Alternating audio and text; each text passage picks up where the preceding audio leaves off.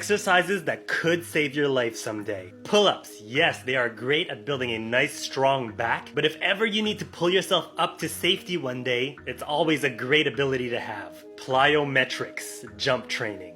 Over the years, you might lose your ability to jump or jump high, but it's such an important skill to have if we're talking about survival. You never know when you need to jump to safety. It's good to practice any form of jump training, or at least maintain your ability to jump. Pressing and pushing. If ever you need to push something forward or press something over your head, your pushing ability will play a huge factor. Practice body weight exercises or weight training to improve your ability. Combat training or striking. It goes without saying, any type of combat training will come in handy if ever you need to defend yourself. Learn proper striking techniques and keep that in your arsenal. Swimming. Learning how to tread water is great, but having good swimming endurance is even better.